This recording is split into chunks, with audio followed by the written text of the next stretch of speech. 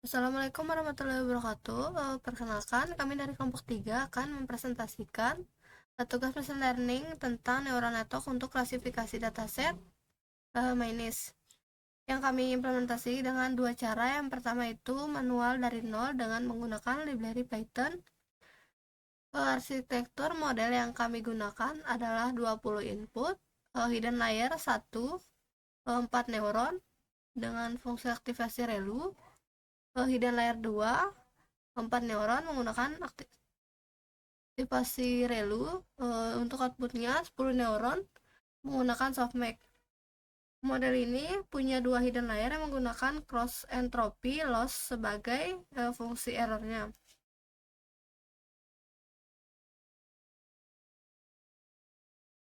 Sebelum masuk ke detail arsitektur,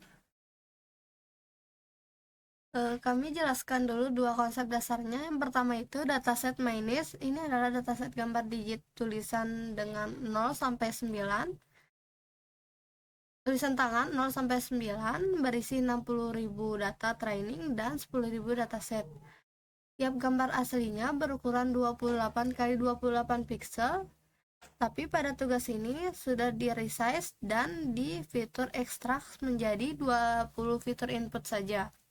Yang kedua itu neural network, model machine learning yang terinspirasi dari cara kerja otak manusia, terdiri dari layar neuron yang saling terhubung dan belajar pola dari data secara iteratif. Untuk arsitektur model kami, input layar 20 neuron, hidden layernya 1 dengan 4 neuron beraktivasi ReLU, hidden layer 2 neuron, layer 2 juga 4 neuron ReLU, dan output layer 10 neuron dengan softmax. Karena ini klasifikasi 10 kelas digit. Hiperparameter yang kami pakai itu learning rate 0,04, 42 epoch, dan batch size 50. Selanjutnya di slide ini kami detailkan arsitekturnya secara visual. Dari 20 input pixel masuk ke 4 neuron ReLU, lanjut ke 4 neuron ReLU lagi, sampai akhirnya keluar 10 output dengan softmax. Total parameter yang dilatih adalah ada 154 dengan learning rate 0,04 dan loss function cross entropy. Rincinya bisa dilihat di tabel. Hidden layer 1 punya 80 week, 20 kali 4 plus 4 bias sama dengan 84 parameter. Hidden layer 2 punya 16 week, dimana 4 kali 6 plus 4 bias sama dengan 20 parameter. Output layernya punya 40 week, ini mana 4 kali 10 plus 10 bias sama dengan 50 parameter. Totalnya 154 parameter yang harus dioptimasi selama training. Selanjutnya fungsi aktivasi ReLU dan softmax. Selanjutnya kami bahas dua fungsi aktivasi yang dipakai di model ini. Yang pertama itu ReLU atau Restive Linear Unit dipakai di kedua hidden layer. Rumusnya simple, fz sama dengan max dalam kurung 0,z. Kalau nilainya negatif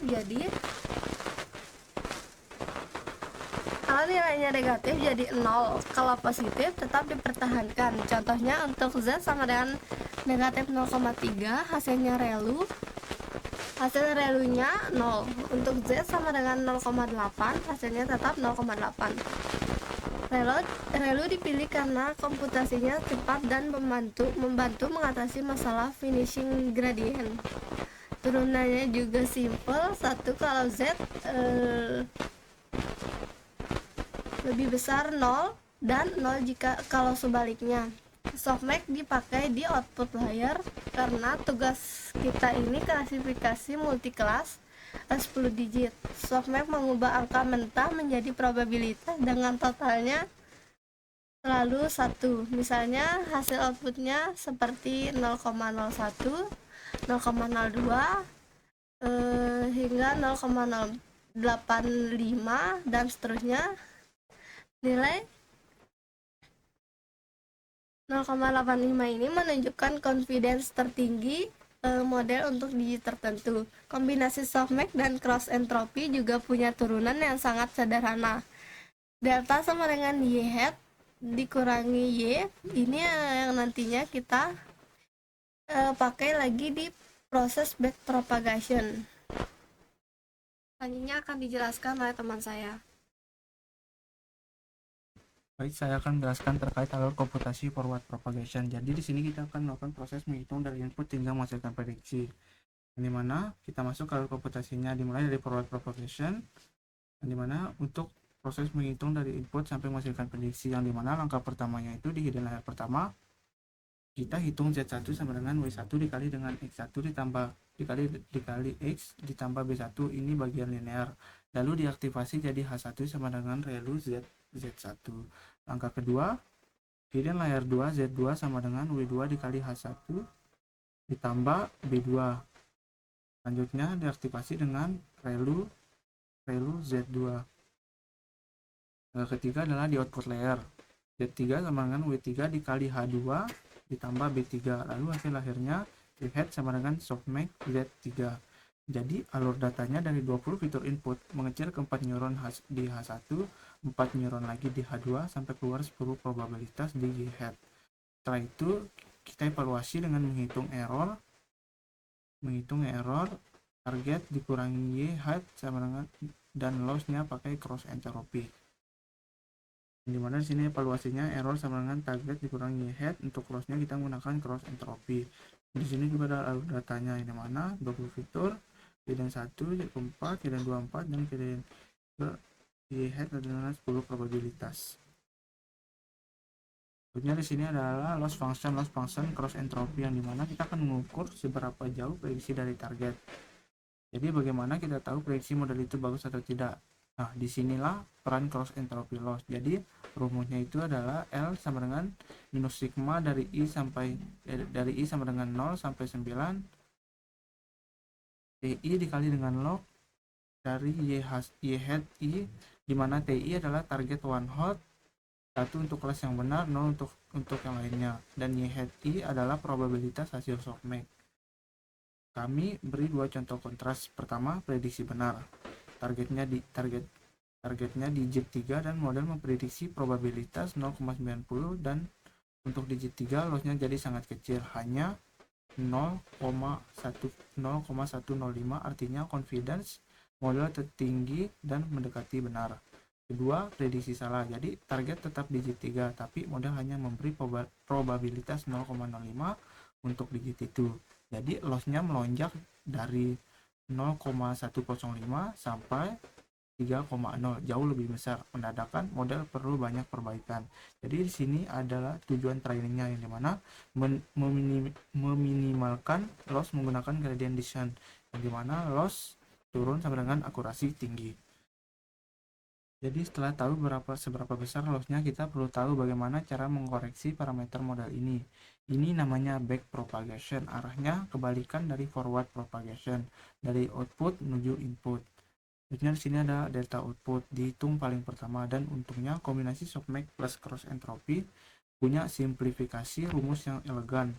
Delta O sama dengan Y hat dikurangi T ukurannya 10 dikali 1 sesuai jumlah kelas output. Delta hidden 2 menyebarkan error itu ke layer sebelumnya. Delta H2 sama dengan W3 transpose dikali dengan delta O dikali turunan relu dari Z2. Selanjutnya delta hidden 1 mirip, tapi sekarang mempertimbangkan dua jalur pengaruh yang dijumlahkan. Delta H1 sama dengan W2 transpose dikali delta H2 dan dikali turunan relu dari Z1. Jadi semua perhitungan delta ini berlandaskan pada chain rule DL/dW, yang dimana DL/dW head dikali dengan DZ/dW, turunan berantai yang menghubungkan loss ke setiap parameter di model. Setelah delta ini didapat, parameter diupdate dengan rumus parameter baru, yang dimana parameter lama dikurangi dengan alpha dikali gradient dengan learning rate alphanya itu sekitar 0,04. Selanjutnya di sini implementasi manual from scratch.